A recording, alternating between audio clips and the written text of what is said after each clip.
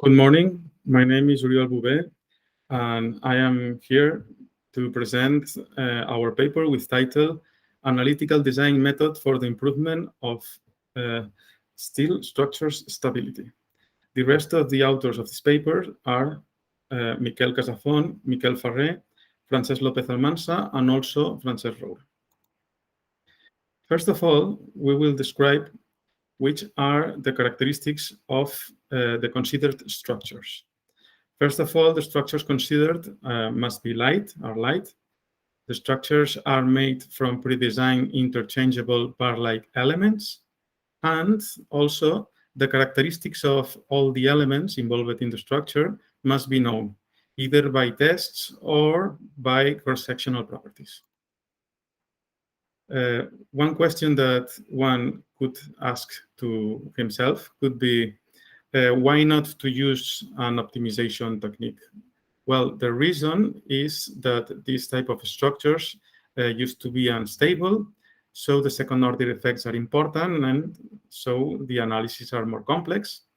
These, as mentioned before, these problems consist on interchangeable bar-like elements, so the problem is discrete.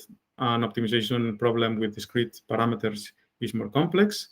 And also there's a high number of possible combinations, which increases the number of parameters.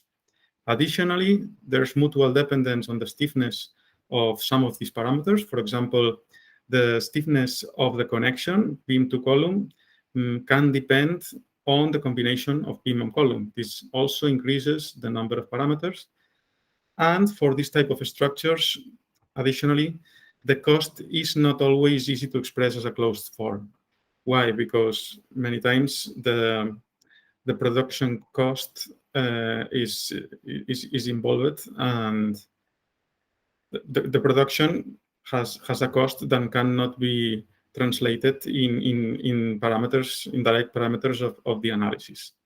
For all these reasons, the formal optimization algorithms can result computationally costly or too costly. So this is why this paper is focused on finding computationally and efficient formulation design methods for commercial use. Well, first, here the proposed algorithm of design is briefly described. This algorithm can start with the less costly structure among the possibles. This can be the starting point. Then the algorithm reinforces the structure by changing structural elements one by one. And in this decision of which element to change, the algorithm takes into consideration these two factors. The first one is the linear buckling factor. To increase the stability, it is wanted to find the element that best improves the linear buckling factor. And secondly, it is wanted to detect the less costly design option. Both are of interest, both factors are of interest, so both need to be taken into account in the design. Then this process can be repeated iteratively, and finally the structure need to be checked by ULS or SLS, and the algorithm can finish when all the desired conditions are achieved. Well, to illustrate how the algorithm can work, here is presented an example consisting on two single elements. It consists more specifically in an uniformly compressed column with a spring at its base. This spring is clamped at the ground, and the other side is attached to the column.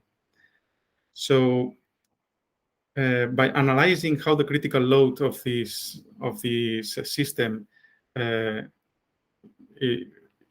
changes by changing these factors, it can be seen that if the stiffness of the spring is very high, then the critical load of this system will be the same as a simply clamped column. On the other hand, if the stiffness of this spring tends to 0, then the critical load also tends to 0. It has no capacity of critical load. It is totally unstable without the need of any load. And in the middle point, this nonlinear expression is followed by this system. It depends on the critical load factor. Here we can see the slenderness. So now the objective is to find the sensitivity of the critical load or the critical load factor, it doesn't matter, with respect of each of the design parameters of this system. In this case, the design parameters are the inertia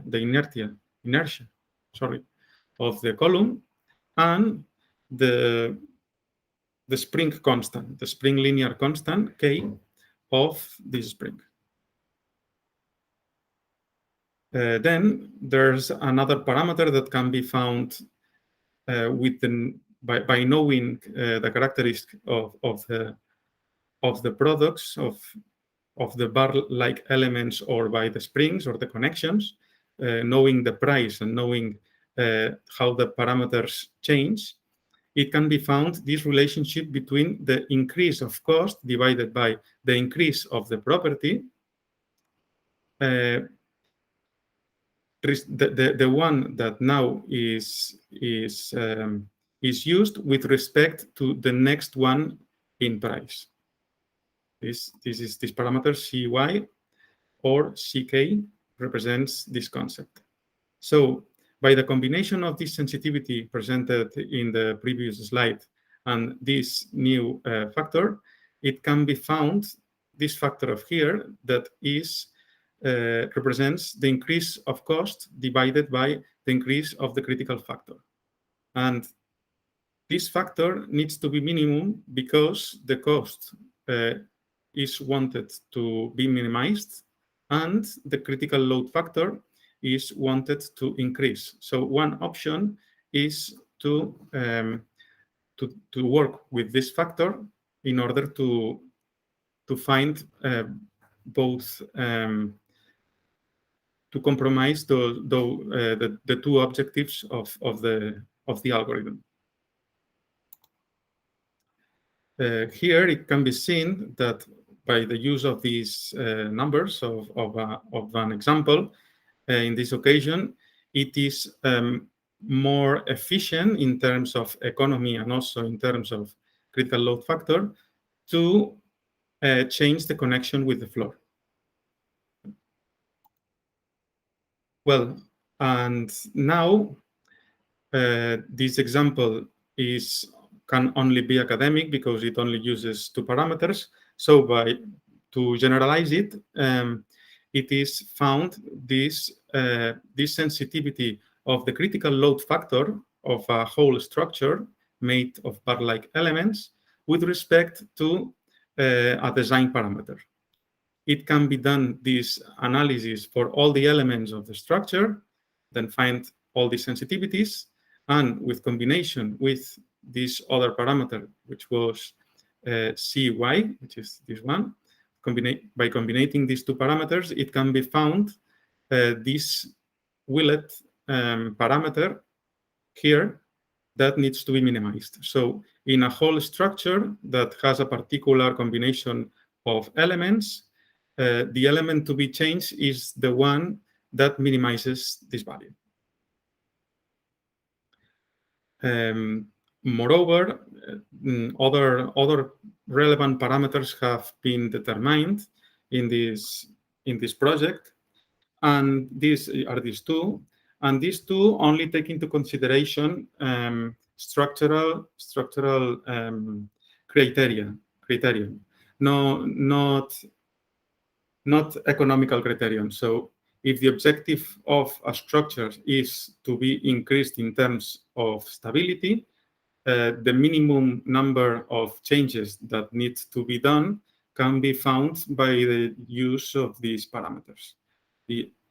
This one is used for bar-like elements, and this one is used for rotational elements. They can be used separately.